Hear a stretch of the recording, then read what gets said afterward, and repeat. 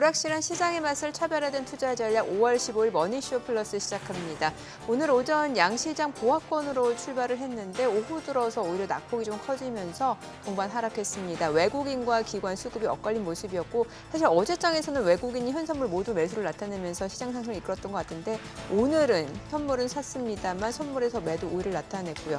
오히려 코스피코스도 양시장 많이 떨어졌습니다. 네, 그렇습니다. 트럼프 대통령이 중동 순방 일정을 소화하고 있는데요. 실제로 지금 중동에 가서 네. 딜을 따고 있는 AI 네. 관련돼 있는 딜을 따고 있는 게 정말 사업가 같은 모습을 보여주고 있습니다. 네, 사우디아라비아에서 1조 달러 투자 유치에 이어서 이번은 카타르 쪽에서 2,430억 달러 투자 유치 정말 대단한 성과라고 볼 수가 있죠. 네, 대단한. 예. 거기다 트럼프 대통령은 선물도 받았더라고요. 네. 비행기를 전용기 선물로 아. 4억 불짜리 네. 이제 새로 사고 나는 너는 4억 불짜리 비행기 내가 쓰던 거 줄게 가져가라 그래서 네. 선물로 받은 상황이 이라고 합니다. 네, 게다가 이제 카타르 항공은 이제 보잉을 160여 대 구매하기로 약속했다고 하니까 이것도 트럼프 대통령 자화자찬할 만한 그런 성과가 아닌가 싶습니다.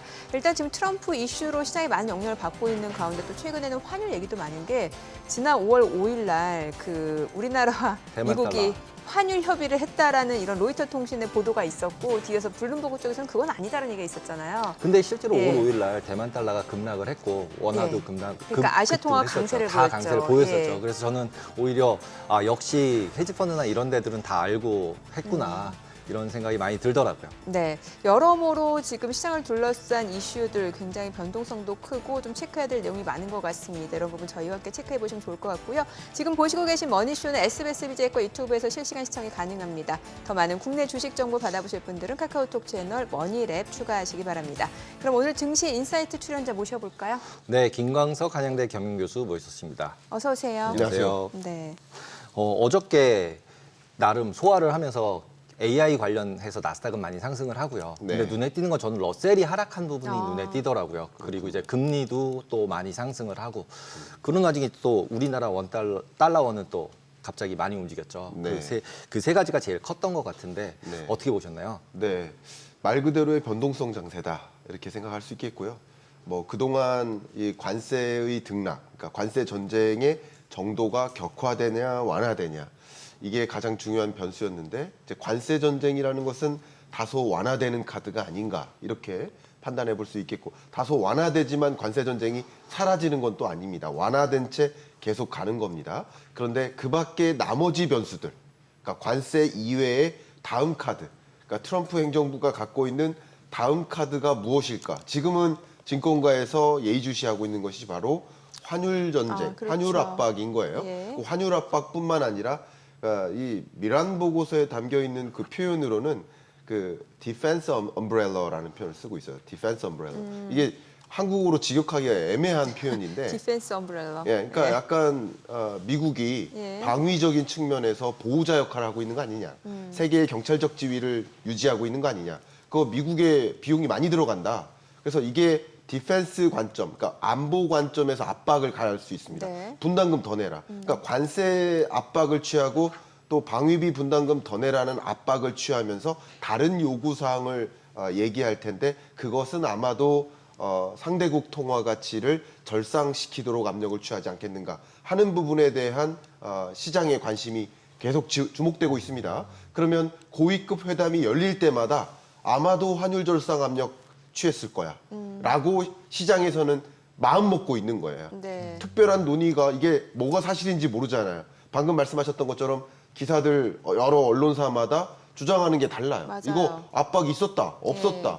환율 논의 있었다 없었다. 논의가 있지만 그래도 있었다 없었다가 중요한 게 아니라 있었다고 생각하고 있는 거예요. 증권가에서는. 그렇죠. 예. 그렇죠. 생각하고 근데 있으니까. 논의는 저희도 논의는 할 수 있잖아요. 네. 논의. 네, 논의는 할 수 있잖아요. 네. 의사결정 권한이 없는 사람들끼리 모여서 대통령도 없고 우리나라는 일단 의사결정권자도 없고 네. 그런 상황이니까 논의는 해볼 수 있는 거 아니냐. 그래서 논의를 했는데 네. 우리 이런 거 논의했어. 이렇게 이제 기자한테 딱 흘렸더니 한쪽에서는 빵 쓰고 그다음에 자기는 친구한테 전화해가지고 헤지펀드한테 전화해서 우리 이런 거 논의했어. 네. 이렇게 얘기하니까 바로 공격 들어가서 아시아통화 전부 다 때리고 네. 그렇게 하고 뉴스는 5월 5일 날 이미 얘기한 거를 뭐 지났다고 14일 날 얘기하는 게 무슨 의미가 있죠? 9일이나 지났는데. 네. 그걸 가지고서 근데 어저께 그 로이터 뉴스 나오고 나서 진짜로 원달러원이 빠지더라고요. 맞아요, 그래서 맞아요. 그래가지고 이건 뭐지? 5월 5일 날 있었던 일 한번 했으면 됐지. 아, 그때 원인을 얘기한 거 아니냐라고 보면 될 일인데 이렇게 계속 뉴스에 따라서 네. 달러원 환율이 계속 이렇게 움직일 거라고 보이세요? 네. 일단 원달러 환율은 계속 등락을 반복하는 변동성이 심한 흐름이 야기될 거라고 봅니다. 원달러 환율뿐만 아니라 외환 시장의 움직임 자체가. 네네. 근데 기본적으로 여러분들은 제2의 플라자 합의가 있을 거 아니냐. 1985년 첫 번째 플라자 합의가 있었던 것처럼 네. 마치 그런 식으로 상대국 통화 가치를 격상시켜버리는 그런 논의가 있지 않겠느냐. 근데 생각해보면 그 당시에 미국의 지위와 지금의 지위가 다릅니다. 대상국은 일본이었고 지금은 중국이고요. 그러니까 이런 여러 가지 면에서 다르기 때문에 그때 제2의 플라자 합의였던 그때처럼 다자간 협의 혹은 테이블 위에 공식적으로 올려놓고 하는 협의 그런 방식이 아닐 거라고 봅니다. 그러니까 다자간이 아니라 개별 국가별로 그리고 테이블 위에 공식적으로 올려놓고 하는 협의가 아니라 물밑 협의가 있을 가능성이 있습니다. 그러니까 철저하게 비밀인 거예요. 이런 것들은. 그러니까 환율을 가지고 격상시키라고 압력을 취하는 것 자체가 굉장히 넌센스죠. 통상적인 이 WTO 체제에 맞지 않죠. 상대국에 대해서는 환율 조작국이라고 하면서 정작 미국이 달러 가치를 격화시키려고 노력하는 것 자체가 스스로 환율 조작국이 되는 거잖아요. 그러니까 그런 것들을 공식적으로 하진 않기 때문에 여러 설들이 계속 도는 겁니다. 근데 저는 가장 그래도 믿음직한 믿음직한 그 어떤 여론이 있다면 시중은행 입장에서의 여론. 왜냐하면 외환 시장에서의 그 환해지라든가 이런 돈의 움직임을 가장 먼저 관찰하는 게 결국은 시중은행이기 때문에 시중은행 입장에서 자기의 이름을 공개적으로 표현하지 않으면서 이게 철저한 비밀이니까요. 공개적으로 표현하지 않으면서 지금 외환 개입에 대한 이야기가 이루어지고 있다라는 시중은행 입장에서의 표현들 이런 것은 상당히 신뢰감 간다고 생각하고 시중은행이 표현을 했나요?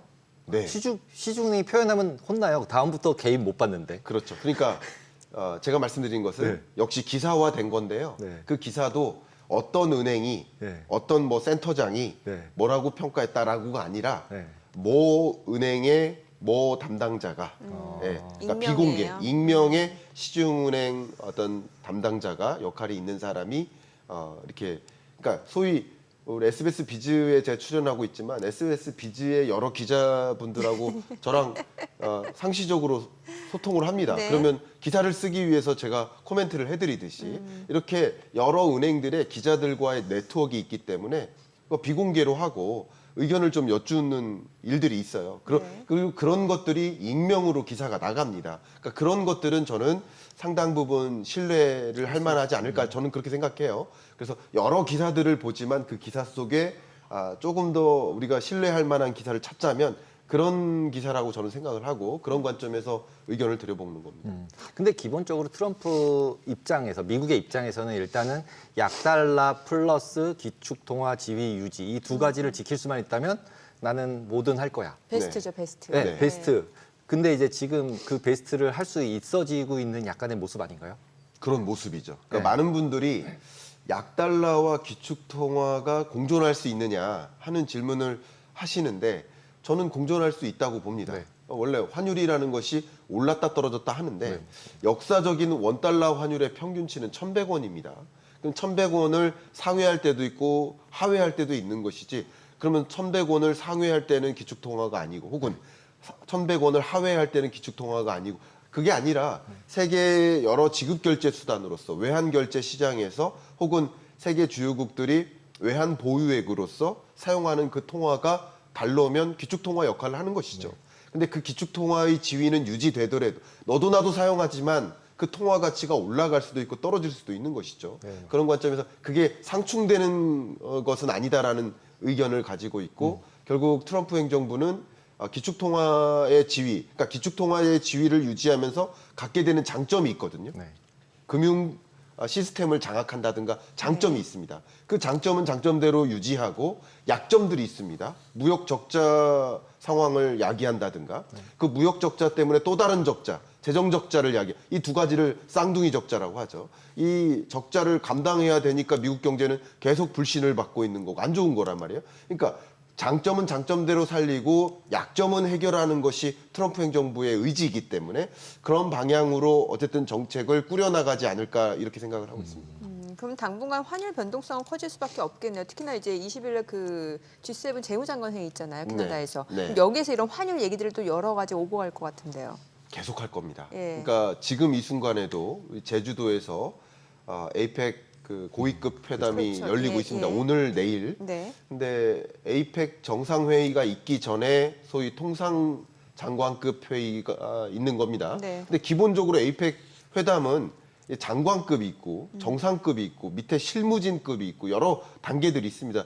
저도 이제 에이펙 회담을 참석해 본 적이 있는데 그 전문가급의 회의가 또 있습니다. 국책기관들의 연구자들이 같이 참석해서 또 논의하는 여러 레벨의 회의들이 있습니다. 근데 지금 열리고 있는 게 바로 통상장관급 네. 회의잖아요. 네. 그러면 이게 다자간 공식적인 회의가 있지만 여러 남는 시간들이 있어요. 그때는 해당 국별로 개별국끼리 미팅이 있습니다. 그러면 당연히 미일 간의 미팅이 있을 수 있고요. 미중의 미팅이 있을 수 있고 한미의 미팅도 있을 수 있습니다. 근데 그런 미팅이 있을 거라고 전제할 필요가 있겠고 그게 공개적으로 뭐 보도가 나올 수도 있고 아닐 수도 있지만 그런 미팅의 과정에서 어떤 논의가 있을까? 저는 앞에 말씀드렸던 것처럼 미국이 만성 무역 적자, 만성 또 재정 적자 상황을 야기하게 되고 있는 그런 몇 가지 이유 중에 하나가 바로 강달러 때문이라고 인식하고 있는데 트럼프 행정부가 그러면 그 강달러를 해결하기 위해서 관세 카드, 디펜스 카드 이런 카드를 꺼내 드는 거예요. 그리고 내가 원하는 것은 달러의 약세화를 원한다 이거죠. 그러니까 이런 협의를 물밑에서 공개적으로 비공개적으로 계속 진행하는 과정이 전개되지 않을까. 그러니까 이런 협상의 과정이 있을 때마다 외환시장은 계속 급변동하는 것이라고 볼 수 있겠습니다. 근데 이제 환율 부분을 포커스를 맞춰서 보면 네. 이제 그렇게 해석할 수 있는데 그렇게 환율을 움직이게 하고 싶은 실질적인 목적이 있잖아요. 네. 그게 결론은 미국에서 물건을 만들어서 내가 수출할 거다라는 네. 거를 이제 부양을 하고 싶은데 자기가 팔 수 있는 게 별로 없잖아요. 네. 그러면 이제 물건값이 좀 싸져야 그래도 팔 수 있을 거 아니에요. 그러면 네. 이제 자기 물건값이 싸지려면 환율이 달러가 싸져야 되니까 그러니까 이제 그걸 낮추는 거지. 네. 실제로 그거를 뭐 밀어서 뭐 환율로 바꿔서 이렇게가 목적이 아니라 네. 실질적인 자국의 경쟁력에 기업들의 경쟁력을 높이기 위해서 어떻게 하면 달러를 그렇게 약세를 만들어 주면 지금 엔비디아나 이런 회사들은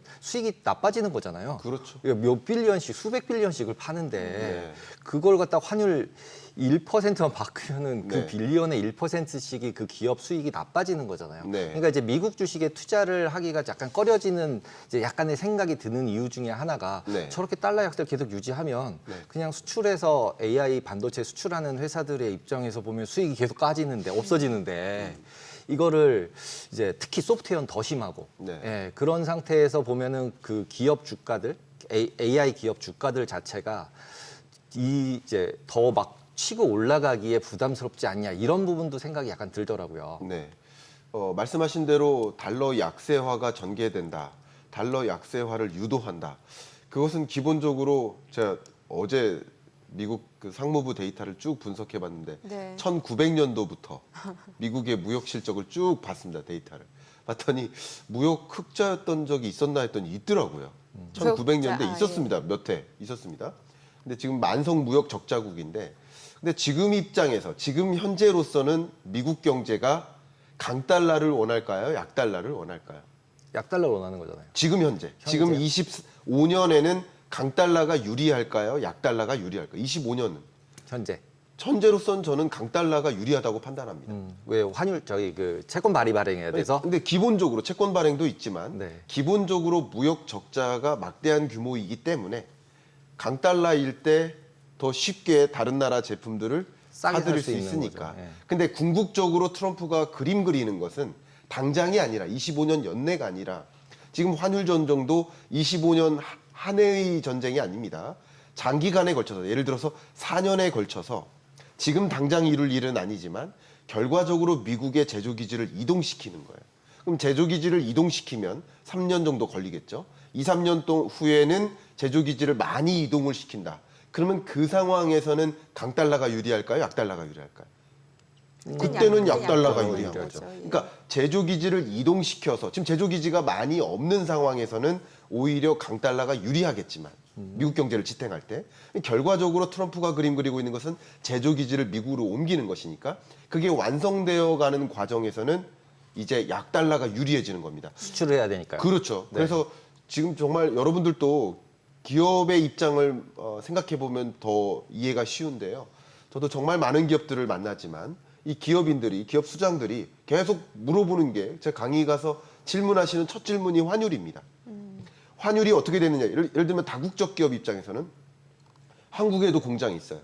이제 미국에도 공장이 있어요. 이제는 문제가 뭐예요? 가동률의 문제입니다. 한국에서 제조를 많이 할까? 미국에서 제조를 많이 할까? 그러니까 총량이 정해져 있다고 한다면 어떤 특정국에서 가동률을 올린다면 다른 나라에서는 가동률을 내려야 되는 상황인 거예요. 총량이 더 늘어날 리는 없을 거니까. 그러니까 이게 환율에 따라서 가동률을 한국에서 더 늘릴까, 미국에서 늘릴까를 결정할 텐데, 그러니까 제조 기지를 많이 미국으로 옮겨온 상황에서 6, 7년 정도 된다고 볼게요. 그럼 그 지점에는 제조 기지가 완성됐으면 제조 기업들은 당연히 미국 내에서 생산 가동을 늘리도록 해야 되고 그렇게 유도하기 위해서는 약달러가 유리한 유리하죠. 거죠. 그러니까 결국은 지금 단기간의 전쟁이 아니라 이 환율 전쟁은 장기간에 걸친 전쟁이라고 생각하고, 그러나 증권가에서는 이런 물밑 작업이 이루어지고 있어라고 판단하니까 외환 거래가 심각하게 일어나는 과정이죠. 그러니까 변동성이 심한 것이고요. 그러니까 장기간에 걸쳐서는 약달러를 유도하려고 노력할 것이다. 이렇게 저는 그림 그리고 있습니다. 네, 이번에 미국 10년물 국채 수익률 좀 여쭤볼게요. 최근에 보면은 4.5% 이상 올라섰는데 좀 단계 많이 올랐었어요. 그러니까 이게 이제 국채 가격이 떨어졌다라는 거고 국채 쪽으로 수요가 별로 없다라는 얘기잖아요. 네. 예, 이거 사실 미국이 원하는 건 10년물 국채 수익률 떨어지는 건데, 네. 예, 어떨까요? 앞으로 방향에 대해서는. 그러니까 방금 말씀하셨던 것처럼, 그리고 지금 이 모든 얘기를 환율과 같이 네네. 결부지어서 논의를 네. 해야 돼요. 근데 세계 많은 투자자들이 아마도 트럼프 행정부는 약달러 기조를 유도해낼 거야 네. 라고 이렇게 생각합니다. 주식도 마찬가지지만 뭐 채권이든 모든 투자 자산, 달러 표시 자산에 대한 선호도가 어떻게 될까요? 점점 줄어들어요. 떨어지는 거죠. 더군다나 급변동하고 미국 자산이 이 신뢰감을 많이 잃은 상황이고, 신뢰감을 떠나서 호의도를 많이 잃은 거, 호의적 감정을 잃은 거예요. 세계적으로. 그런 상황에서 미국 국채를 보유하는 게 맞나? 다른 건 몰라도 국채 가격은 앞으로 오를 일만 남았다라고 가정하더라도, 그렇더라도 환율이 떨어질 거라고 생각한다면, 달러 가치가 약세화로 전환될 거라고 생각한다면 매력적인 투자 자산은 아닐 거야. 이런 움직임이 미국으로의 돈의 움직임을 좀 멈춰 세웁니다. 그렇기 때문에 생각보다 이런 혼주세도 야기되고요. 그렇기 때문에 미국 국채에 대한 선호도도 상당 부분 떨어지고, 그게 또 국채 금리를 끌어올리는 그런 요인이 되고 있다, 이렇게 판단합니다. 근데 실질적으로 보면은 4.5나 5% 정도 장기 채권 금리로 봤을 때는 환율이 나빠진다고 가정을 해도 아까 처음에 말씀하신 것처럼 환율이란 건 이렇게 왔다 갔다 한다라고 네. 보면, 장기적으로 보면 네. 그러면 이제 미국 이자율로 5%, 그러면 안전 자산에 대한 금리잖아요. 진짜 안전자산은 솔직히 미국 국채밖에 없는 건데, 변동성이나 이것저것 생각해 보면 네. 금도 요즘은 안전자산 아닌 것 같고, 그러니까 그렇게 생각을 해보면은 이제 이자도 주니까 네. 5%의 고정 이자로 30년, 10년 준다. 네. 그리고 미국이 망하지 않는 한 안전하다라고 정의했을 때, 네. 솔직히 중앙은행들이나 이런 부분들, 그 다음에 지금 현재는 미국의 이제 상업은행들, JP든 이런 데들이 이제 SR의 규제를 풀어주면은 그쪽에서 실제로 그 부분만큼을 자기네가 더 이제 운용할 수 있는 돈이 늘어나잖아요. 네. 그러니까 이제 그걸로 이제 조절을 하겠다고 이미 선포를 다 해버렸잖아요. 네. 그래서 금리가 되게 안정화된 부분도 있고요. 네. 그러면은 실질적으로 보면은 지금 제가 말씀드린 것이 여러 가지 툴들이 미국엔 있잖아요. 꼭 네. 그렇게 뭐 지금 이제 어저께 이제 금리 올라가면서 이제 감세안 통과되면서 이제 또 돈이 더 필요할 거야, 그러니까 채권 더 찍을 거야 이러면서 이제 금리를 올렸는데, 네. 과연 이게 계속해서 막 5%, 6% 인플레이션이 있으면 따라서 올라갈 수 있다라고 보시나요? 그렇게 생각하진 않습니다. 그렇죠. 기본적으로 지금 국채 금리가 네. 상당히 그 정점 부근에 와 있다. 그죠. 예, 거의 실링에 와 있다라고 의견을 갖고 있습니다. 역시 우리 머니쇼는 제가 좋아하는 게 의견 있는 채널이라는 형용사가 있어서 제가 맞다는 주장이 아니라 저는 그런 의견을 갖고 의견이다. 있다라고 네. 의견을 드리는 건데요. 자, 일단 장기적으로 봤을 때 서로 따로따로 움직이기도 하지만 여러 금리들이 그러니까 10년물 금리 말고요. 2년 금리, 3년 금리 여러 금리들이 따로따로 움직이기도 하지만 또 기준금리와도 따로따로 움직이는 구간들이 있습니다. 왜냐하면 해당 금리에 영향을 미치는 변수들이 다르기 때문에 일시적으로 먼저 튀기도 하고 다시 조정되기도 하지만 장기적인 그림에서는 이게 완전히 따로 가긴 어렵습니다. 단기적으로는 따로 움직이지만 장기적으로는 따로 움직일 수 없습니다. 근데 장기적으로 봤을 때 지금 자료가 보이시는 것처럼 기준금리를 봐야 되는데 다른 금리는 시장에 의해 결정되어지는 금리예요. 근데 보시는 이 기준금리는 정책 당국이 결정짓는 움직이는 금리예요. 그래서 시중금리는 상승하고 하락하지만 기준금리는 인하하고 인상하는 겁니다. 그러니까 인위적으로 조절하는 금리가 바로 기준금리인 거예요. 네네. 근데 기준금리는 5.5에서 4.5%까지 인하했고 작년 말까지 기준금리를 인하했다가 지금은 지켜보자라는 입장인데 그게 무역정책의 불확실성 때문에 이게 무역정책의 불확실성과 그 불확실성으로 인해서 미국 경제에 어떤 영향을 미칠지 모르는 이 두 가지 불확실성을 안고 금리를 인하하기가 부담스러운 거죠. 네. 근데 무역정책의 불확실성이 다소 이제 해소되고요. 그리고 그 불확실성이 계속 고조된 채 유지되더라도 어쨌든 해소되는 겁니다. 마치 러우 전쟁이 22년 초에 일어났잖아요. 그때 전쟁에 대한 불확실성이 고조됐죠. 그렇지만 러우 전쟁이 아직 끝나지도 않은 채 남아있단 말이에요.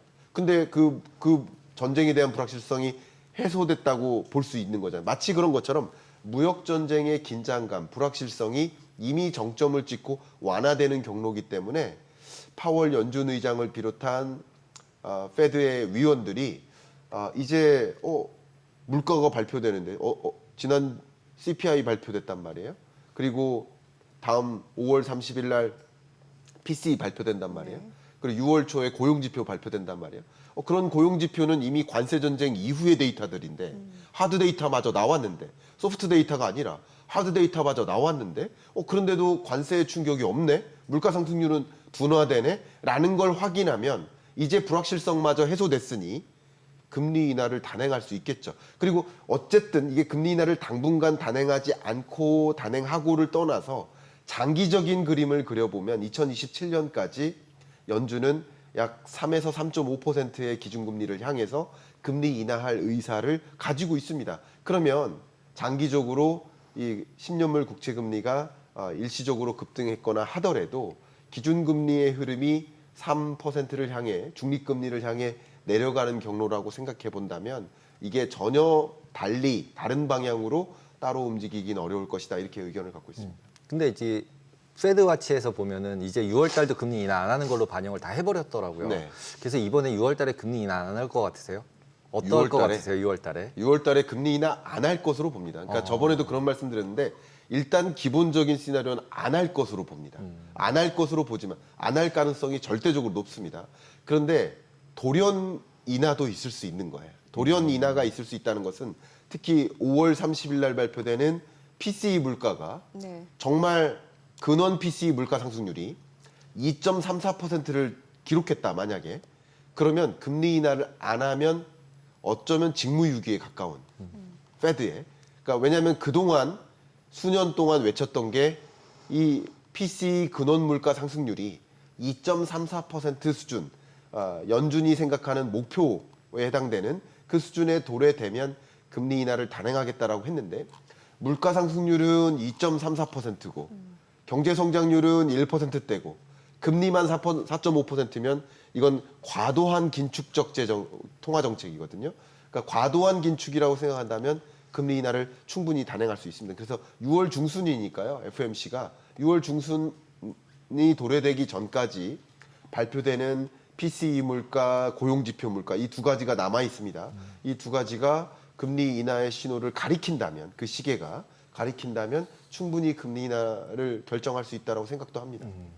그럼 이제 아까 얘기했던 AI로 다시 돌아오면 네. 중동 AI하고 그다음에 이제 미국 AI하고 중국 AI하고 둘이 이제 나뉜 것 같은데 네. 왜냐하면 이제 실제로 중동은 딥시크 중국 거 서버를 사용할 수도 있고 AI 네. 모델도 사용할 수 있다고 얘기를 했었잖아요. 네. 근데 이번에 가가지고 이제 데이터 센터서부터 모든 인프라를 이제 수십조 원 이상을 그냥 한 번에 다 팔아서 다 짓는 걸로 결정을 지은 거잖아요. 맞습니다. 그러면은 결국은 이제 미국 AI 사용을 하겠다라고 결정을 한 거고, 그렇습니다. 그 다음에 그 소버린 AI도 국가 AI 개발하는 것도 중동은 포기했잖아요. 이제 네. 우리 그만할게.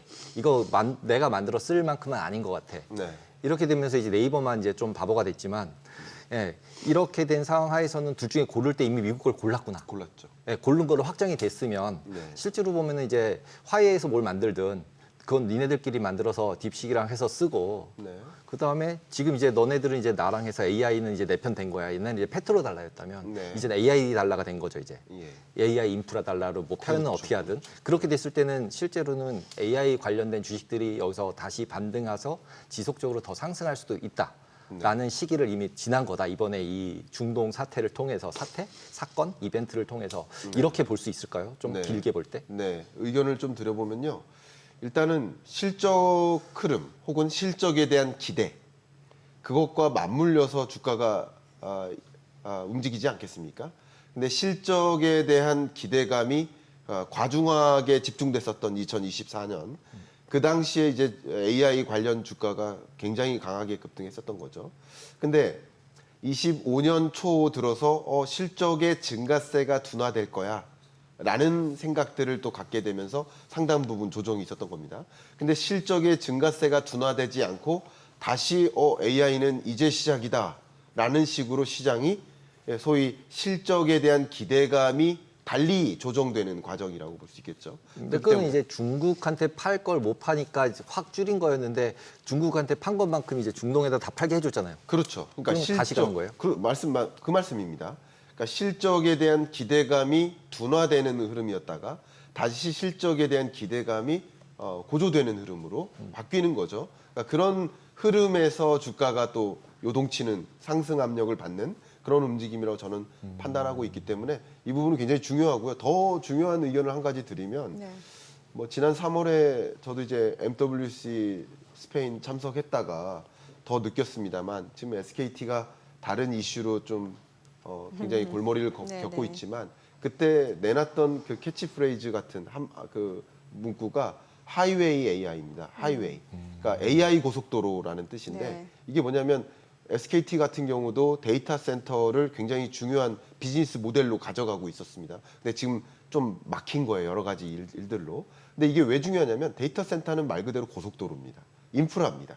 그러니까 인프라가 어느 식 AI 인프라 형식으로 구축되느냐에 따라서 거기 그 고속도로 위에 까는 여러 교통수단이나 여러 가지가 그 표준에 맞게 구성이 됩니다. 그러니까 이런 것들을 생각해 보면 중동에서 이런 움직임이 일어났다라는 것은 AI 시장에 대한 실적 기대감이 다시 쪼그라들었다가 올라가는, 다시 부풀어지는 그런 경로라고 생각하고 이렇게 쪼그라들었다가 부풀어지는 이런 경로에서 주가가 움직이는 거라고 저는 판단하거든요. 예전과 똑같은 기울기로 가는 게 아니라 기울기가 좀 달라지는 경로에서 주식시장의 주가로 반영되는 거라고 저는 생각하고 있거든요. 그렇게 여러분 그림 그리시면 어떨까 저는 의견을 좀 드려보고 싶습니다.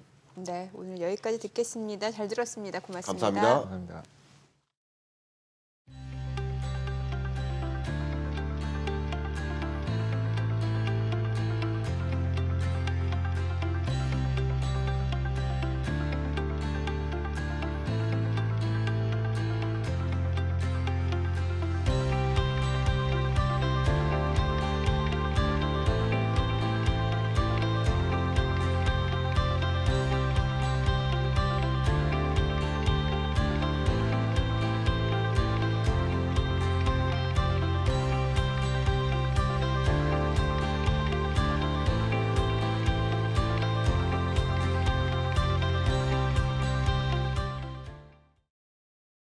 뉴욕 증시 종목에 대한 투자 의견 자세히 정리해드립니다. 오늘은 OLED 소재 전문 기업 유니버설 디스플레이부터 중국의 징동닷컴 그리고 미국 톡신 필러 시장에 진출한 에볼러스까지 총 3개 종목에 대해 국내 증권사들의 분석 내용 살펴보겠습니다.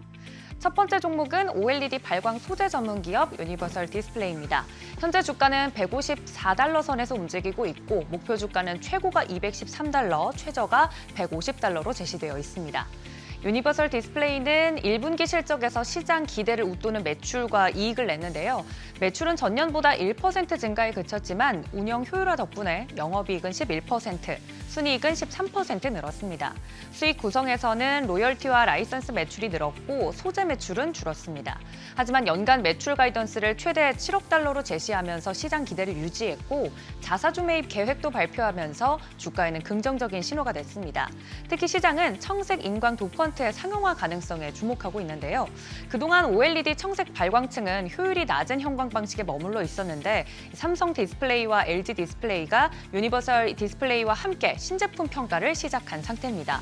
내년부터 중소형 패널에 적용될 가능성이 높고요. 같은 해에 애플이 첫 폴더블 아이폰을 출시할 거란 전망도 겹치면서 수요 확대 기대감도 커졌습니다. 증권사는 지금의 주가 수준이 다소 높게 느껴질 수는 있겠지만 내년 이후 성장세를 고려하면 오히려 매수 시점이 될 수 있다고 평가했습니다. 두 번째 종목은 중국 이커머스 기업 징동닷컴입니다. 현재 주가가 35.73달러, 목표 주가는 52.10달러로 제시되어 있는 상황인데요. 징동닷컴 올해 1분기 매출과 이익 모두 호실적 냈습니다. 전자제품과 가전 중심의 소비 회복, 이른바 이구 환신 효과가 이어졌고 매출은 전년 대비 16%, 영업이익은 31% 증가했습니다. 광고와 일반 상품 부문도 고르게 성장했고 핵심 부문인 징동 리테일은 수익성도 개선됐습니다. 다만 투자자들이 주목하는 건 새롭게 진출한 배달앱 징동 이츠입니다. 일평균 2천만 건의 배달량을 기록하며 빠르게 확장 중이지만 경쟁이 치열한 시장 구조 탓에 수익성 우려도 커지고 있습니다.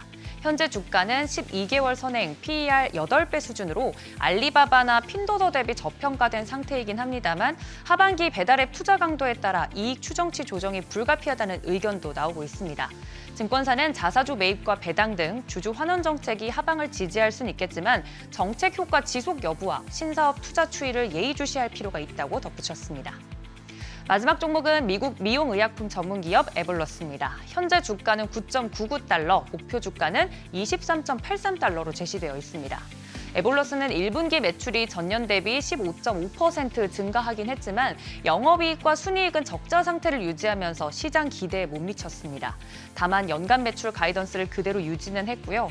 핵심 제품인 보툴리눔 톡신, 주보가 시장 점유율을 확대하고 있어서 주가는 낙폭을 줄이면서 마감하긴 했습니다. 지난 4월에는 히알루론산 필러 에볼리스 시리즈를 미국 시장에 런칭하면서 톡신과 필러를 동시에 판매할 수 있는 시너지 효과가 기대되고 있습니다.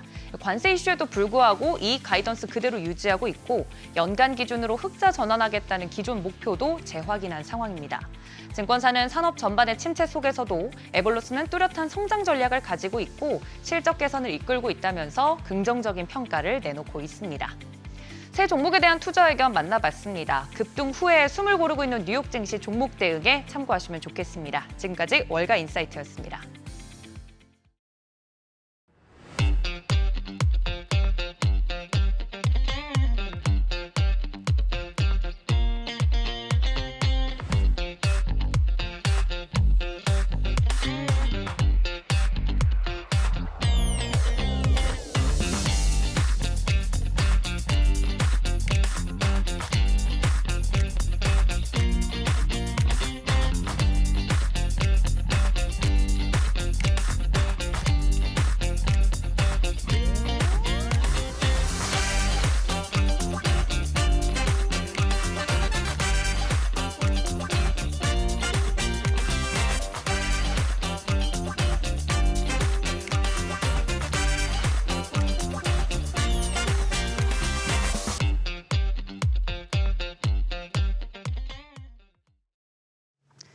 네, 사업가 출신인 미국 트럼프 대통령, 미국 경제 큰손들과 함께 중동 지금 순방 중인데요. 이번에는 직접 영업에 나선 모습처럼 보여집니다. 트럼프 대통령이 중동 순방에서 얻으려는 것도 그 안에 담긴 경제 셈법을 낱낱이 파헤쳐 보겠습니다.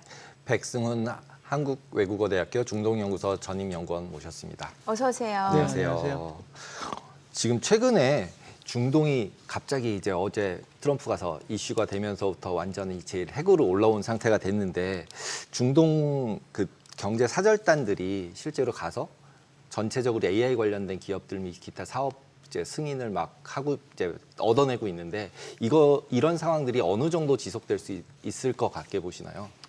모르겠습니다. 이제 뭐 함부로 예측하기는 쉽지는 않지만 뭐 850조 규모의 딜들이 이렇게 됐다라고 얘기하고 있는데 이거는 그 어떻게 보면 그 MOU와 아니면 그 의양 합의서 체결이거든요. 그래서 이게 실질적으로 실제 투자로 이어지고 그게 경제 성장에 얼만큼 영향을 끼칠 정도로 되는지는 좀 지켜봐야 됩니다. 왜냐하면 2017년에 트럼프 1기가 됐을 때도 그때 110빌리언 달러죠. 그러니까 한 지금으로 환율로 따지면 한 160조 그때도 비슷하게 계약이 체결됐는데 그거에 대한 이행률이 30%밖에 되지 않았습니다. 그래서 이제 조금 더 지켜봐야 될 부분은 있다라는 점을 이렇게 좀 봐야 되고 그리고 이게 상당히 다분히 이게 선제적인 이니셔티브를 갖고 시작됐다라기보다는 지금 중국과 그 중동과 국가들이 많이 이렇게 점점점 더 가까워지고 여러 가지 그 화웨이의 5G망이 많이 깔린다든지 이런 것들 때 대응하는 차원에서 됐기 때문에 뭐 어느 정도 이게 확실히 확장이 될 수 있을지 그다음에 이미 기존에 중국이 많은 그 계약들을 따고 실제 하고 있기 때문에 그걸 갑자기 다 뒤엎고 할 수 있는 건 아니거든요. 특히 그 넷망이나 그 구축 사업들 자체는요. 그래서 조금 뭐 지금 우리가 850조가 됐다 뭐 이렇게 뭐 큰 규모로 갖고 얘기하지만 조금 더 우리가 조심스럽게 지켜봐야 될 부분이 있습니다. 네. 이번에 보면은 이제 빅테크 CEO들도 같이 동행을 했습니다. 지금 보면 뭐 샘 올트먼, 젠슨 왕, 그리고 머스크, 뭐 리사수 또 팔란티어 CEO까지 같이 갔는데 지금 뭐 AI 특히 엔비디아 같은 경우는 뭐 앞서서도 그 휴메인에 뭐 지금 블랙일치 공급하기로 했던 소식도 있고 AMD도 마찬가지고 지금 보면은 굉장히 성과를 이뤄내고 있는 거잖아요. 예, 여기에 대해서 어떤 의견이세요? 네, 이렇습니다. 그러니까 지금 미국에 보내는 메시지는 분명하거든요. 네. 미국과 함께하면 정치적 보호 말고 기술적 진보도 얻을 수 있다라는 걸 보여주는 겁니다. 네. 그런데 과거에 미국의 이제 그 안보 정책을 보면 특히 미국이 중동의 패권을 갖고 있을 때 어떻게 했냐면 우리가 너희의 그 안보를 지켜줄게. 그리고 에너지 안보도 지켜줄게. 왜냐하면 석유가 많이 나오기 때문에 우리가 석유 수급처로서 많이 가져가고 그다음에 그러니까 이게 서로 윈윈이 될 수 있어. 그래서 한때는 사우디아라비아 같은 경우는 미국 달러와 페그, 그러니까 며칠 정도로 완전히 그 밀착이 돼 있었었거든요. 그런데 이제 우리가 다 뭐 아는 셰일 혁명으로 인해서 미국이 이제 가장 많이 석유를 생산하고 이제 약간 미묘한 관계가 틀어지고 그래도 안보는 내가 지켜주잖아라고 하는 그거 하나만 축으로 갖고 오다가 중국한테 많이 넘어갔었습니다. 왜냐하면 저 중동 국가들은 어찌됐건 탄소 중립이든 뭐든 이렇게 이야기는 하고 있지만 지금 자기네들이 그 원하는 그런 그 산업 다각화나 국가 개조를 원한다면 석유 생산을 많이 해서 많이 팔아야 되거든요. 근데 그걸 해줄 수 있는 나라가 중국밖에 없었던 겁니다. 그래서 중국이 점점 커지고 그래서 가까워지니까 지금 트럼프 대통령 입장에서는 아니야, 너 그렇게 착각하지만 미국이 너네들한테 그 안보만 지켜주는 것이 아니라 이런 여러 가지 하이테크 산업과 같이 해서 너와 같이 성장할 수 있어라고 보여주기 위해서 딱 이렇게 얘기를 하는데 지금은 그래서 이렇게 생각합니다. 아직까지 중국처럼 대규모 국제 금융기관을 통해 장기 자금을 제공하면서 들어오는 게 되는지 안 되는지 잘 모르겠습니다. 그러니까 지금 중국이 다양한 그 프로젝트라고 1대1로랑 연계해서 가는 것들은 여러 가지 뭐 중상은행이나 철도은행이나 그런 자금력을 바탕으로 해서 이어지는 거거든요. 근데 지금 미국이 얘기한 거는 그 빅테크 핫샷들이 와서 이제 우리가 이런 것들을 할게. 근데 결국은 그게 되려면 공급망을 어떻게 연결할 건지, 공장을 설립해서 어떻게 자기네들이 여기 밸류체인이 연결되게 할 건지 그게 핵심인데 과연 그거는 악마는 디테일이 했다고 그럼 어떤 자금 계획과 디테일 정책으로 받쳐가느냐가 중요한 거거든요. 그래서 말씀하신 대로 이건 하나의 획기적인 고무적인 사건은 맞습니다. 네. 그러나 이거를 너무 우리가 이게 완전히 그래서 게임 체인저가 돼서 미국의 패권이 다시 들어오고 이렇게 될 거다라고 보는 것은 조금 우리가 조금 지금 조심히 지켜봐야 될 상황 아닌가 이렇게 보여집니다. 아까 처음에 말씀하신 트럼프 일기 때 100 중에 30밖에 이행이 안 됐다는 부분이 되게 몰랐던 부분인데 갑자기 확 이렇게 라는 생각이 드네요. 지금 실제로 페트로 위안이란 단어가 나왔었잖아요. 페트로달라에서 솔직히 지금 또 다 금방 잊어버렸지만 한 1년 전, 2년 전만 해도 페트로 위안이라고 그러면서 뭐 환율 전쟁 한다고 이렇게 됐었던 게 결국은 지금 말씀하신 투자가 중국에서 계속 들어가고 그다음에 그 네옴시티 짓는데 들어가는 서버랑 이런 것들 전부 다 중국에서 들어가고 그런 부분들이 있었는데 갑자기 이렇게 뉴스가 막 나오고 난 다음에 우린 또 다 잊어버리고 미국이랑 다 하나보다 이렇게 생각을 했었는데 확실하게 딱 그게 쉽지는 리마인드 시켜주시는 건 되게 중요한 것 같네요. 네. 그러면 그게 실제로는 바뀌는 게 어렵다고 보시는 거예요. 왜냐하면 그냥 뉴스만을 듣고 제가 그냥 딱 들었을 때 뇌피셜은 이렇게 되면은 기존의 소버린 AI는 포기한다고 했잖아요. 네. 중동에서. 근데 소버린 AI를 포기한다는 얘기는 지금까지 중국과 만들어왔던 데이터 센터와 망 자체를 포기한다라고 볼 수도 있는 거잖아요. 딥식이랑 이런 게 들어와서 중국 거가 먹으려고 하는 상황이었는데 거의. 근데 갑자기 이번에 가가지고 모든 IT 기업 다 데려가서 데이터 센터 짓는 거서부터 인프라서부터 뭐 GPU서부터 다 줄게. 그러면서 그게 또 사우디만 하는 게 아니라 카타르, UAE 다 팔겠다는 거잖아요. 그럼 그쪽 대신에 이제 조금 아까 이제 뭐 속보 나왔다고 얘기하시는데 로이터에서 이제 그 핵 관련해서 협의가 거의 이루어졌다. 이런 이제 뉴스가 나와 이란이랑 이루어졌다고 지금 속보가 나왔다 그러더라고요. 많이 이제 근접해졌다. 근데 이제 그런 상황까지 되면은 미국의 입장에서는 이제 그래 중국이랑 안 해도 돼. 우리가 다 이렇게 관리도 해주고 싸움도 없게 해줄게. 그리고 AI도 자꾸 쟤네 거 쓰지 말고 우리 거 써. 그럼 기존에 있었던 거 버린 거랑 좀 연결이 되잖아요. 네. 서버린 AI를 계속 했었어야 되거든요. 네. 예. 근데 그거를 이제 포기를 해버렸다는 얘기는 기존에 쭉 왔던 거를 변화가 이렇게 획기적인 변화가 네, 있을 건가 아닌가 이런 생각이 약간 들었었는데 저는 이런 게 있습니다. 지금 말씀하신 대로 거기에 하나의 핵심이 있는데 카타르와 UAE와 사우디가 다 연결해서 가겠다는데 잘 보십시오. 카타르와 UAE와 사우디는 우리가 하나로 자꾸 묶으면 경쟁 상대입니다. 자국 내에서도. 그러니까 지금 자꾸 우리가 사우디에 가서 이렇게 하는데 그러면 카타르는 아니 센터는 우리 쪽에 지어야 될 것 같은데 하고 지금 왜냐하면 지금 보이지 않는 게 저희가 항상 제가 이런 채널에 나가면 제가 좀 당황스러운 게 어떻게 이렇게 한 묶음으로 보시더라고요. 그러니까 유해 걸프 국가는. 그런데 그렇지 않습니다. 한번 생각해 보세요. 2014년, 17년은 사우디가 카타르를 너무 싫어해서 국교 단교하면서까지 싸울 정도로 그래서 그게 거의 4년 지속될 정도까지 싸웠던 국가고요. 근데 그 카타르가 자꾸 이란도 도와주고 이렇게 양다리 걸쳐서 그런 거 아닌가요? 그렇다고 하지만 그게 양다리라고 할 수 있는 게 아니라 그러면 UAE는 양다리를 안 걸칠까요? UAE도 양다리예요? 왜냐하면 보십시오. 지금 이게 다 전문가들이 다 아는 내용에서 말씀을 드리자면 이란이 경제 제재를 받고 있잖아요. 그럼 그렇지만 석유를 판 대금이 있기 때문에 다양한 물품들, 우리나라 물품들도 다 우회해서 들어갑니다. 그 결제를 어디서 할까요? UAE에서 합니다. 그럼 UAE는 그런 걸 열고 제가 약간 수수료 장사도 한다 이런 얘기가 다 있어서 다 그게 연결돼 있기 때문에 그렇게 그리고 카타르 같은 경우는 사우스파스 유전이라고 해서 이란과 국경을 닿고 단일 가스 전쟁에서는 제일 큰 유전입니다. 그거를 공유하고 있기 때문에 마냥 싸울 수 있는 관계가 아니거든요. 그렇기 때문에 다 이게 우리랑도 똑같죠. 우리가 중국과의 관계를 보시면 알 것 같습니다.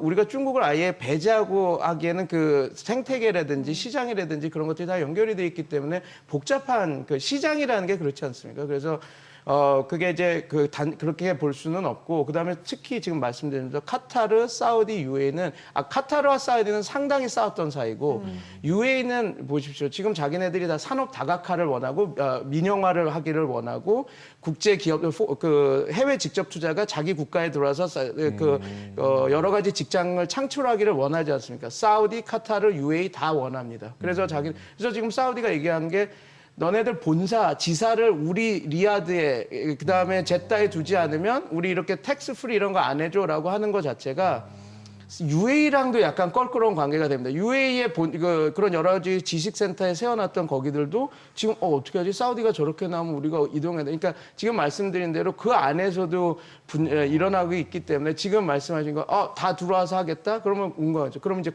악마는 디테일이 있다고 어떻게 분배할 거야? 너네들 하고 했을 때 그런 것들도 필요하다는 거예요. 그래서 지금 큰 토탈 패키지로 이렇게 되고 이렇게 많은 게 되고 소버린 AI도 이제 완전히 바뀌고 될 거라고 이렇게 딱 해서 들어오는데 과연 한번 조금 더 지켜봐야 될 것 같습니다. 과연 이게 갑자기 굉장히 좋은 분위기였는데 안 된다 그러니까 굉장히 또 이제 안 된다라는 얘기는 아닙니다. 이렇게 네. 아니요, 그러니까 안 된다는 표현이 아니라 이제 중동으로서 AI가 넘어가서 이제 중국에서 이제 팔지 못했던 걸 이제 중동에 다 팔아서 다시 AI가 다시 살아날 수 있나 보다 이런 이제 마음을 좀 가져보려고 그랬는데 그 100 하다가 계약 안 하고 싸우면서 이제 흐지부지 되면 30%만 되면 아직 많이 모자라거든요. 중국에도 팔던 것보다. 네. 그렇죠. 네, 그래서 그러면은- 제가 그리고 중국도 가만히 있지는 않을 겁니다. 이렇게 아, 중국도 뒤에 가서 또 예, 그렇기 때문에 네, 그래서 아니, 그리고 예. 또 그 트럼프가 얘기하는 사우디에서 1조 달러 투자 유치했던 그 규모에 대해서도 얘기가 많아요. 왜냐하면은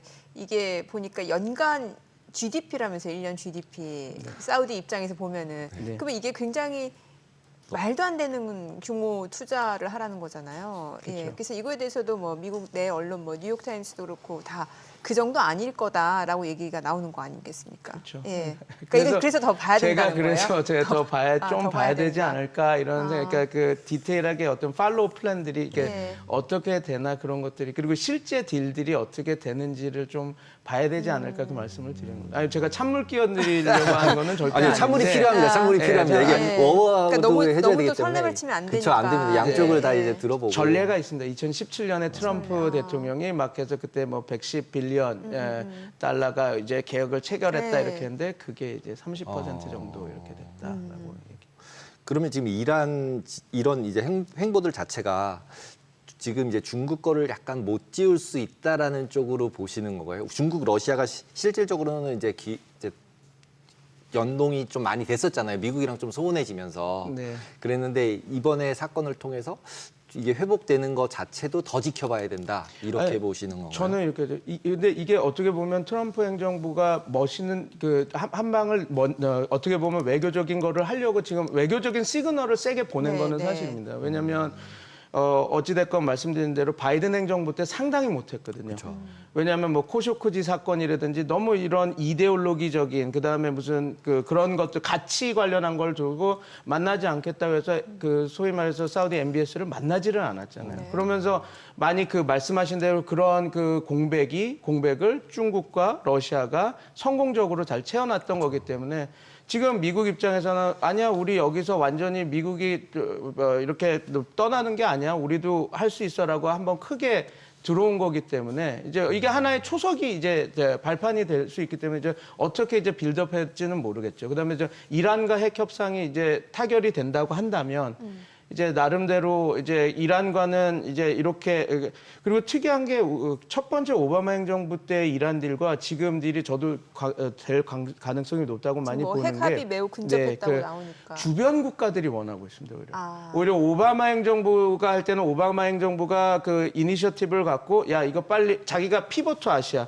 중국 견제로 빨리 나가야 되니까 이거 해결할 거야 하고 해서 막 하다 보니까 이스라엘, 사우디아라비아가 다 하지 마 왜 하는 거야 하고 이렇게 했던 반면에 지금은 사우디아라비아나 유에나 이런 나라들이 그래 여기 좀 고만 이렇게 자꾸 분쟁 지역 만들자 해서 좀 빨리 협상해줘 하는 분위기가 되기 때문에 조금 이제 나름 미국 입장에서는 요걸 빨리 정리하게 된다면 이제 아까 말씀하신 것처럼 이란, 러시아, 터키, 그다음에 중국 이렇게까지 해서 점점 소위 말하는 권위주의 축이라고 하는 국가끼리 점점 가까워지는 게 있었는데 이란과 미국의 핵합이 이런 거면 그 결속이 깨지면서 조금 약간 그러니까 좀 다 여러 역학들이 만들어질 수 있겠죠. 그런데 이제 그 안에서 미국이 조금 미국의 영향력을 좀 회복하려고 하는 그런 움직임들이 이제 첫 시작이기 때문에 이거는 말씀하신 대로 그 가볍게 볼 사항은 아닙니다. 상당히 트럼프 행정부 제가 트럼프 행정부를 되게 관세부터 많이 비판하는 쪽으로 봤는데 네. 요거는 되게 상당히 그리고 왜냐하면 올 때 그래서 저도 놀란 게 이걸 다 들르고 이스라엘을 만날까 했는데 이스라엘은 안 간다고 딱 하는 게 요번에는 중동 너네들을 다독이겠다라고 하는 하면서 갔기 때문에 저는 요번 거는 상당히 뭐 저희는 너무 규모하고 이게 다 될까 거기만 보지만 저는 정치적인 메시지, 그 국제관계학적인 메시지는 조금 저는 좀 크다고 봅니다. 그러면 지금 이스라엘 말씀하셨는데 지금 이렇게 된 거를 트럼프는 이스라엘과 이 3자 관계를 어떻게 해결을 하는 게 가장 좋을 거라고 생각을 하고 있을까요? 이거 잘 해결하면 노벨 평화상 받는 거 아닌가요? 그렇죠. 이제 뭐 세 가지가 있었죠. 우크라이나, 팔레스타인, 이스라엘, 죄송합니다. 이스라엘, 팔레스타인, 우크라이나, 러시아, 그다음에 이란 핵 해서 3 패키지를 해서 노벨상 가자 했는데 이 두 개가 잘 안 될 것 같으니까 이란 핵 합의한다 뭐 그런 얘기가 많이 나오고 있긴 하긴 한데요. 일단은 이제 아브라함 협정이라는 틀이 있기 때문에 지금 이런 것들도 다 아브라함 협정 틀에 연계하려고 할 겁니다. 왜냐하면 지금 관계 저희가 빅테크만 이야기하고 있는데 관광이나 그런 것들도 다 스마트 시티에서 연계하려고 그러거든요. 관계. 그러면 그 관계가 연결되면 홍해 구상이라고 해서 홍해 지역까지 연결돼서 그게 다 그 소위 말해서 수에즈나 이렇게 딱 연결되고 과거에 있는 샤멜 셰이크나 아니면 다 그 관광 지역입니다. 그걸 엮어서 그건 이집트도 연결이 되는데 그리고 이스라엘도 그래서 요런 거 안에 다 해서 그런 구상을 이렇게 딱 해서 던지는 건데 과연 이게 또 지금 또 이스라엘 입장에서는 JCPOA를 유일하게 극렬히 반대하고 있는 국가거든요. 이란 핵 합의를 반대하는 그 지금 국가거든요. 그래서 지금 트럼프 행정부가 제가 볼 땐 엄청난 디테일이 있다라고 보지는 않습니다. 크게 던지고 하는데 그 연결을 하려고 하는데 아브라함 협정이라는 것도 연계해서 지금 말씀하신 중동과 이걸 연결하려고 그러는데 또 그것도 하나의 조금 우리가 좀 봐야 돼야 되는 그 골입니다. 왜냐하면 이스라엘이 어떻게 나올 것인가 또 그리고 거기서 좀 또 연결이 잘 안 된다면 또 이게 확장할 수 있는 그 폭이 좀 줄어들 수밖에 없는 거거든요. 그래서. 스마트 시티는 생각을 못 했었는데 정영진 회장이 스마트 시티 호텔 지러 갔나 보네요.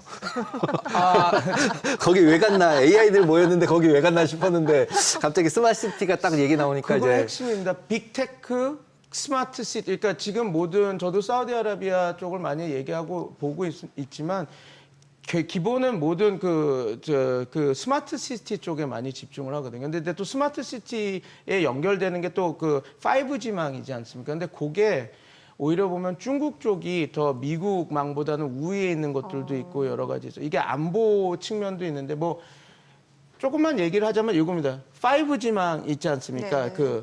근데 우리가 다 아는 것처럼 중국의 화웨이는 백도 그러니까 하드웨어적으로 있다라고 하지 않습니까? 그러면 제가 간단한 팁을 드리자면 중동 국가는 빅브라더를 할 수, 그러니까 그렇게 하는 거를 원할까요? 아니면 진짜 민주주의적인 그냥 정말 개인의 프라이버시가 보호되는 그런 시스템을 원할까요? 왕정인데 뭐 빅브라더죠. 그리고 왕정뿐만 아니라 그 국가들은 이주 노동자가 더 많은 국가 체제입니다. 그러니까 자국민보다 외국인들이 더 많은 거죠. 그래서 어떻게 보면 그게 단순히 왕정이고 민주주의가 아니기 때문에라고 볼 수 있는 게 아니라 자국민보다 그 국적을 가지지 않은 사람이 더 많다. 그러니까 우리나라로 따지면 그 조선족 분들이 중국 국제 조선 국적자가 우리 인구 한국인들의 2배가 많은 사람이 한국에 산다라고 하는 그 환경을 하면 이제 어떤 그 스마트 시티를 원할까? 그래서 제가 자꾸 빅테크하고 미국 우리가 자꾸 너무 로지 픽처를 던지는데 과연 그렇게만 흘러갈까? 그게 정말 그 중동 지금 왕정 국가가 원하는 시스템일까라고까지 이렇게 본다면 조금 다른 이야기들도 있었기 때문에 제가 물론 이제 찬물을 끼얹으려고 하는 건 아닌데, 네. 그런 것들은 좀 우리가 좀 지켜봐야 될 부분이 많다 이렇게 보시면 될 것 같습니다. 뭔가 정치적인 그런 이해 셈법은 좀 복잡하게 흘러가네요. 맞습니다. 예. 오늘 내용 잘 들었습니다. 고맙습니다. 감사합니다.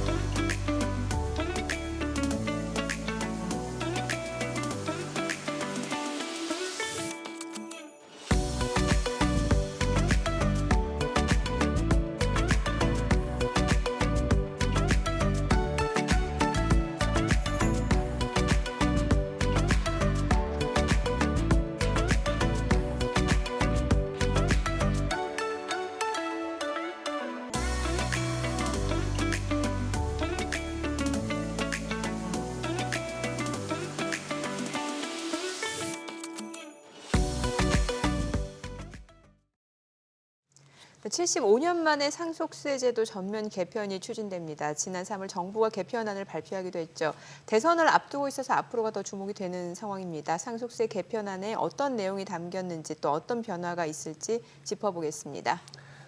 한국세무사회 조세제도연구위원 김성문 세무사님 모시고 이야기 나눠보도록 하겠습니다. 어서 오세요. 네, 안녕하세요. 안녕하세요. 김성원 네. 세무사라고 합니다. 네, 지금 75년 만에 개편인데 지금 이제 유산취득세 개편이 골자라고 합니다. 일단 정부가 발표한 그 상속세 과세 체계 개편 방안에 어떤 내용이 담겨 있는지 좀 쉽게 설명해 주세요. 우리가 흔히 상속세라는 주제에 대해서 네. 저 개편을 하자라고 할 때 크게 세 가지를 주안점으로 주장을 하는데요. 네. 높은 세율 구간, 그다음에 낮은 공제 금액, 그리고 마지막으로 과세 방식을 문제 삼습니다. 그럼 이번 개편안에서는 이 세 가지를 모두 다룬 것이 아니라 네. 그 중에서 두 가지를 다뤘는데요. 첫 번째는 이제 공제 금액을 네. 좀 상향하면서 구체적으로 좀 변화를 주었습니다. 대표적으로 배우자 상속 공제라는 제도가 네. 있는데요. 기본적으로 5억을 해주는데 이 5억 원을 2배로 상향시켜서 10억 원으로 늘렸다는 점이 하나 있겠고요. 이제 두 번째로는 이제 가장 중요한 거죠. 현재 상속세 및 증여세법은 피상속인이 과거에 보유했던 재산을 기준으로 네. 세금을 매겼는데 이 과세 방식을 이제 앞으로는 이제 유산취득세라고 하여 상속인들이 각자 배분받은 목이 있을 텐데 네네. 그 목에 대해서 각종 공제를 적용하고 거기에 세율을 매기겠다. 그러면서 좀 더 응농부담 과세 원칙과 공평 네. 과세 원칙을 구현하겠다는 게 이 개편안의 주된 목표라 볼 수 있겠습니다. 네. 그럼 이렇게 상속세가 바뀌면 전체 금액은 줄어들어나요, 늘어나나요? 흔히 우리가 흔히 계층이라는 표현을 쓰죠. 예. 계층마다 달라진다라는 말은 하지만 궁극적으로는 세부담이 감소한다라고 볼 수 있겠습니다. 그럴 수밖에 없는 게 현행 상속세법에서는 이제 일괄 공제도 5억, 배우자 공제도 기본적으로 5억밖에 안 되는데요. 네. 우리가 2019년과 2023년을 비교했을 때 아파트와 같은 자산 가치가 이제 폭등했다라는 그렇죠. 사실은 예. 일반적인 국민분들도 다 아실 수 있습니다. 네. 그럼에도 불구하고 세율은 그대로이고 공제 금액도 개편이 없다 보니까 이제 과세 인원도 계속 증가하고 상속세 세부담 증가했었는데요. 이제 유산취득세로 바뀌게 된다면 결국 각자가 받은 목에 대해서 세금을 매기다 보니까 세부담도 감소할 수밖에 없고 그 뜻은 이제 과거에 비해서 과세 인원도 감소할 수 있겠고요. 그리고 결국 세부담도 감소함으로써 국가 입장에서는 응능무상 원칙은 구현했지만 네. 세수가 좀 떨어진다는 이제 문제점이 그렇죠. 발생할 수 있겠습니다. 예. 이거 좀 예를 들어서 설명을 해주시면 좋을 것 같은데, 그럼 예를 들면 이제 그 부부가 있고 이제 자녀가 2명이 있어요. 근데 그 두 부부 중에 만약에 이제 남편 쪽이 먼저 사망을 해가지고, 그럼 이제 와이프 남아 있고 자녀가 있는 거잖아요. 그런데 남겨진 재산이 30억 원. 그러면 이제 배우자하고 자녀 2명 이렇게 상속을 받게 되는 거면 이게 기존의 유산세하고 유산취득세로 바뀌게 됐을 때 어떤 식으로 세 변화가 있게 되는지 요거 좀 설명해 주세요. 네, 그럼 제가 간단한 케이스 예. 두 가지를 예시로 들어서 설명드려 보겠습니다. 사실 실제로는 이 재산을 어떻게 배분할 것인지에 따라서 현재 그렇죠. 유산세든 유산취득세든 세부담이 완전 달라지는데요. 네. 이걸 케이스별로 제가 다 설명해 버리면은 오늘 방송 시간 초과하기 때문에 딱 간단하게 두 가지를 설명드려 볼 건데요. 이제 첫 번째로는 이제 배우자는 즉 피상속인의 배우자는 재산을 한 푼도 받지 않고 나머지 자녀들이 균등하게 받았을 때를 기준으로 설명드려 보겠습니다. 왜 그렇게 해야 돼요? 그냥 가장 네, 세부담을 가장 좀 적게 해보려면? 보여드리기 좋을 것 같아서요. 네. 이런 경우에는 이제 자녀들이 30억 중에서 10억을 받게 되겠죠. 네. 그렇다 할지라도 현재 유산과세 형황에서는 이제 받을 수 있는 혜택이 배우자 공제 5억 원, 일괄 공제 5억 원에서 총 10원을 받게 되고요. 그럼으로써 과세 표준이 20억 원을 형성되니까 그걸 기준으로 산출했을 때 세금은 6억 4천이다. 그럼 여기서 포인트는 배우자가 한 푼도 안 받더라도 배우자 공제 5억 원은 현행세법에서는 가능합니다. 그래서 6억 4천이 산출이 되는데 만약에 유산 취득형이 된다라고 가정했을 때는 배우자는 받은 게 없기 때문에 앞선 유산세와 다르게 배우자 공제는 하나도 없습니다. 네, 대신. 하나도 없긴 하지만 나머지 자녀들의 경우에는 각자 이제 15억씩 받았기 때문에 기본 공제 5억을 각자 적용받게 되고요. 각자. 네, 그럼 자녀 1인당 과세 표준이 10억 원으로 형성되기 때문에 1인당 산출된 세금은 2억 4천만 원입니다. 네. 그러면 이 두 명이니까 곱하기 1하면 4억 8천이 나옴으로써 현재 세법과 개정될 세법을 비교했을 때 이 케이스만 보더라도 1억 6천만 원 가량 세금이 차이 난다라고 볼 수 있겠고요. 그다음 케이스를 보면 좀 더 세부담이 크게 난다는 걸 볼 수 있겠는데요. 만약에 이번에는 피상속인 배우자도 균등하게 3분의 1씩 받았다고 가정을 해보겠습니다. N분의 1. 이런 경우에는 현재 유산과세형에서는 30억에 대해서 공제 금액이 15억으로 5억이 상향됩니다. 왜 네. 그러냐면은 배우자 공제는 최소 5억 원 해주되 배우자가 받은 재산이 더 많다면은 공제를 좀 더 상향시켜 주거든요. 그에 따라서 15억 공제를 받음으로써 과세 표준이 15억 원이 되고요. 그렇게 했을 때 이제 누진세를 적용하게 되면은 4억 4천이라는 상속세가 현재 산출이 됩니다. 근데 이제 개정 예정인 유산취득세를 봤을 때는 배우자 10억을 받았지만 똑같이 배우자 공제 10억을 받기 때문에 배우자한테 산출된 상속세는 0이 되고요. 나머지 자녀들은 이제 1인당 9천만 원이 산출되다 보니까 총 그 가족들 기준 봤을 때는 1억 8천이라는 상속세가 산출됩니다. 네. 그러면 앞선 케이스에 비해서는 좀 더 많은 상속세가 절세된다. 네. 즉 2억 6천 가량 상속세가 절세되다 보니까 결국 앞에서 질문 주셨다네요. 유산취득세가 됐을 때 세부담이 어떻게 되냐? 네. 뭐 흔히 케이스 바이 케이스다라고 말할 수 있겠지만 일반적인 케이스의 대부분들은 상속세가 좀 더 감소한다로 볼 수 있겠습니다. 보통 누진 세율 자체는 어떻게 돼 있나요? 지금 현재 구간이. 같은 경우. 구간은 총 5개로 돼 있는데요. 네. 뭐 1억까지는 10%, 네. 5억까지는 20%, 뭐 10억까지는 30%, 뭐 최대 30억 초과하면 50% 이런 식으로 네. 5단계의 누진세율 구간으로 형성되어 있습니다. 그건 안 바뀌는 건가요? 네. 이것도 아쉬운 게 작년에는 이 최고세율 50%를 좀 없애자라는 네. 정부안이 있었습니다. 실제로. 그러니까 30억 이상이 50%. 네, 맞습니다. 그래서 이제 최고세율을 50%에서 40% 낮추자라는 주장이 있었었는데 네. 아쉽게도 통과를 못했다라는 점 말씀드리겠습니다. 조금 이제 여기 대본에 있는 얘기는 아니지만 네네. 이제 아는 분들이 상속세를 내느니 이민 간다 뭐 이런 분들 되게 많잖아요. 예. 왜냐하면 이제 그 상속세 내는 비용 대비 이게 더 적다. 그러니까 상속세 없는 나라로 가버리는 거죠. 예.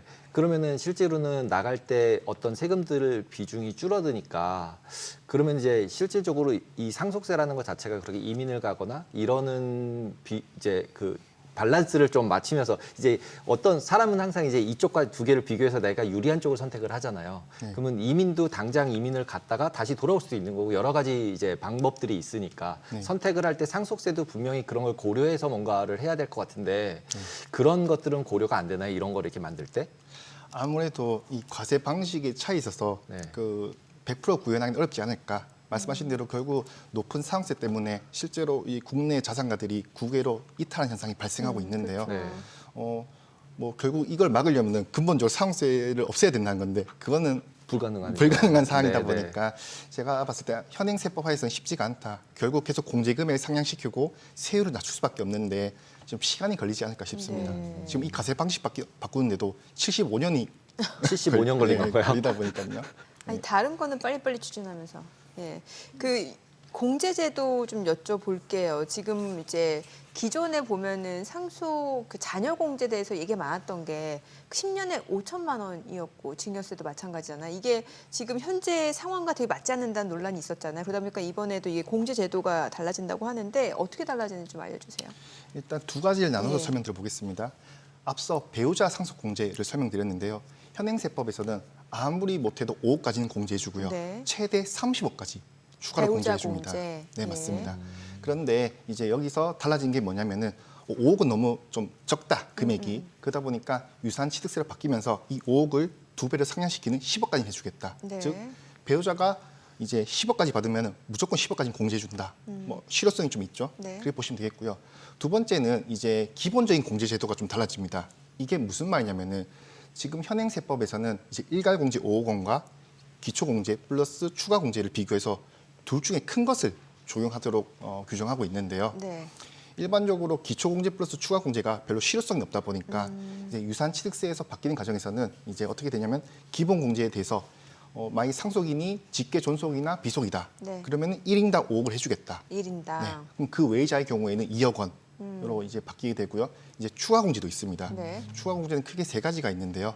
이제 미성년자의 경우에는 이제 상속 시점부터 이제 성이 된 시점까지 나이에다가 일정 금액을 곱해서 추가 공제해주고 또 장애인 또는 연로자에 대해서 추가로 공제해주는데 기존 세법에서는 사실상 이 추가 공제를 받을 일이 거의 없다 보니까 실효성 측면에서 문제가 제기됐는데 네. 이제 유산취득형으로 바뀌는 과정에서 이 제도가 도입이 된다면은 현행 세법에 비해서는 좀 더 실효성 있게 공제를 함으로써 상속세가 좀 줄어들 수 있다로 결과를 볼 수 있겠습니다.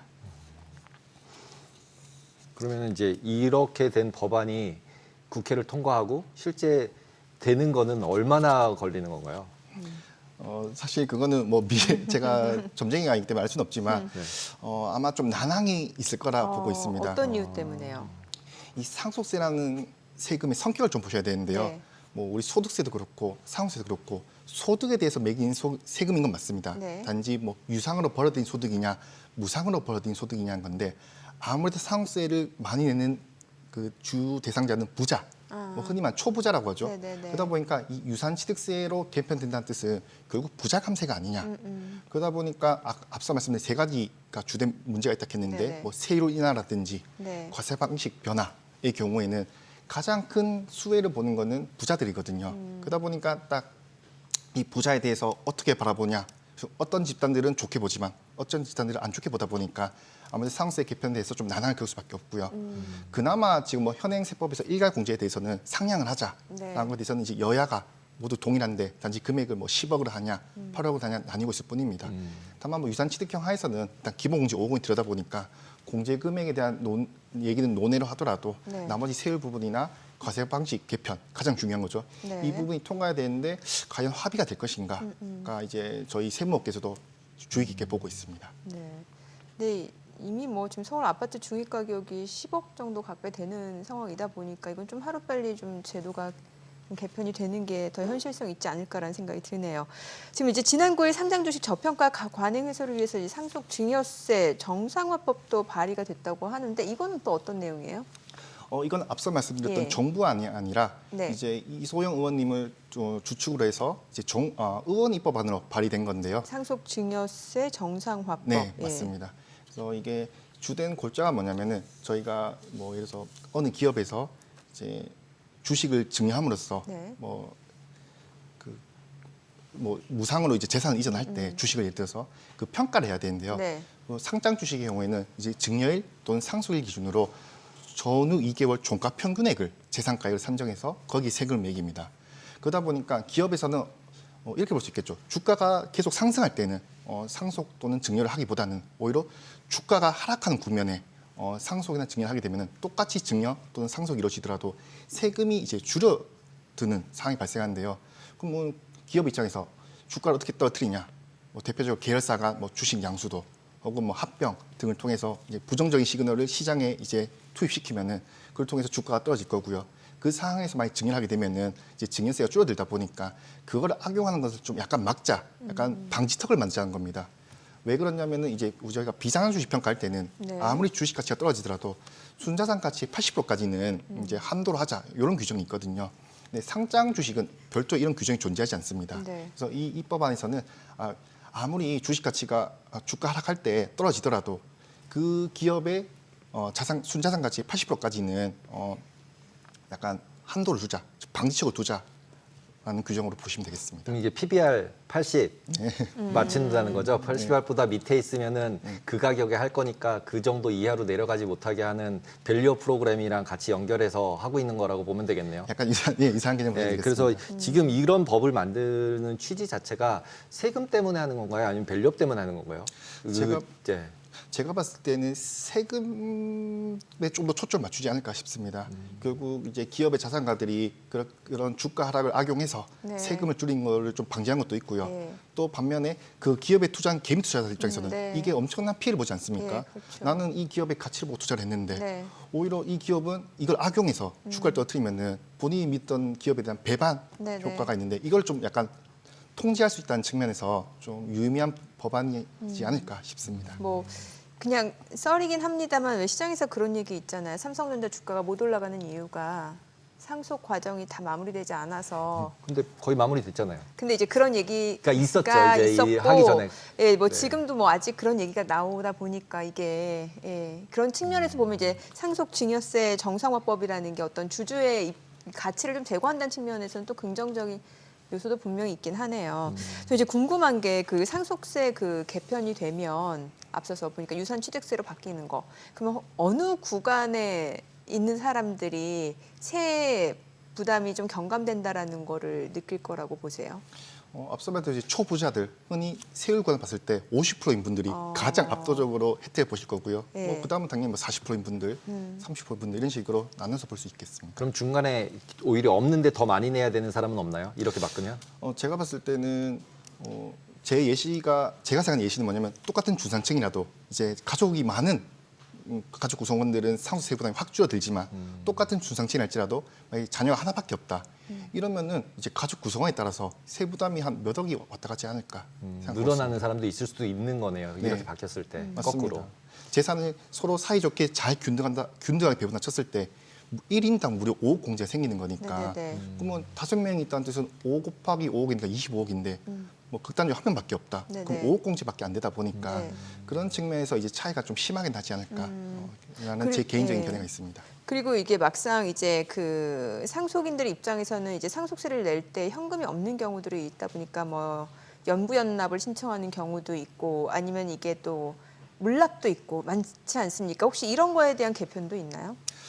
일단 이번 개편안에서 뭐 연부연납 혹은 물납에 대한 얘기가 나오긴 했습니다. 네. 나오긴 했는데 뭐 제가 봤을 때는 뭐 그렇게 실효성 있는 건 없지 그럼 않았을까. 현재 연부연납이 한 5년까지가 최대인가요? 상속의 경우에는 최대 10년이 최대 10년. 가능하고요. 증여의 경우는 5년으로 보시면 될 것 같습니다. 아, 그럼 그거 기간이 더 늘어나는 거나 그런 건 따로 아직 논의가 된 건 아니고요. 기간이 늘어난 것에 대해서 논의는 되고 있습니다. 아. 제가 봐더라도 기간을 연장된다는 것은 큰 실익이 있는 건 맞는데 네. 연부연납의 경우에는 이제 가상금 성격으로 이제 이자가 이자가 좀 붙거든요. 세던데요, 꽤? 맞습니다. 이자가 근데 몇 프로인가요?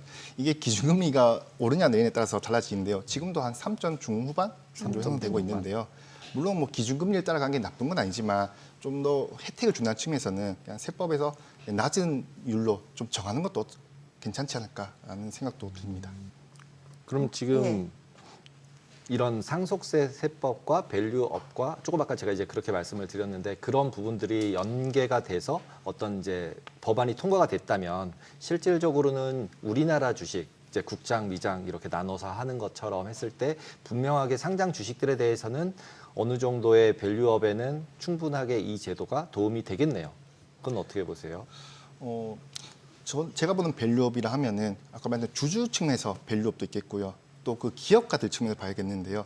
이제 기업가들 측면에서는 여전히 어려움이 많다라는 생각이 듭니다. 왜냐하면 이제 주식 가치가 뭐 전후 2개월 평가락했는데 네. 아무리 그런 방지턱이 있다 한들 그거는 이제 주주 측면에서는 좀 실효성이 있겠지만은 그럼 기업가들 입장에서는 그 나의 이런 주식을 그 다음 세대로 이전한 과정에서는 네. 아직까지 그런 세부담을 감소시키는 요인은 없거든요. 네네. 뭐 가압승계 제도가 있긴 하지만 여전히 그 뭐 금액은 상향시켜주고 있지만 여전히 요건도 까다롭고 사후 관리도 까다롭다는 점에서는 좀 더 실효성 있는 요건과 사후 관리를 개편할 필요도 있겠고요. 또 이 주식 자체를 평가한 부분에 있어서도 뭐 아시다시피 뭐 저희가 세율이 50%지만 뭐 경영권 프리미엄에 대해서는 또 20% 추가할 정도 있다 보니까 그런 것들을 좀 어느 정도 해소를 해줘야 이제 기업 측면에서도 밸류업도 있을 것이고 네. 주주 측면에서도 국장은 좀 더 믿을만해라는 요소가 같이 어울려야 되는데 아직은 좀 부족하지 않나라는 생각이 듭니다. 근데 많은 분들이 이제 그 상속세가 개편되면 또 증여세도 개편되지 않을까라는 기대감을 갖고 있으시거든요. 네. 증여세 개편 얘기는 따로 지금 나온 게 없나요? 아직까지 나온 건 없습니다. 네. 이번에도 주된 골자는 상속세였고요. 상속세. 이번 상속세가 잘 마무리되면은 아무래도 증여세도 제가 보더라도 좀 약간 개편될 필요가 있거든요. 네. 옛날에 의원입법 아니었지만 예. 지금 뭐 증여재산 공제 예. 자녀한테 10년 5천만 원 거를 뭐 그러니까 1억 원 10년 상향시키겠다. 네. 실제로 많은 분들이 기대를 했거든요. 네. 근데 아쉽게도 뭐 별 다른 이슈 없이 통과도 안 돼 버리니까 이런 부분도 좀 개편을 하고 또 세율도 1억이 아닌 10%인데 네. 이걸 좀 더 상향시켜야 되지 않을까.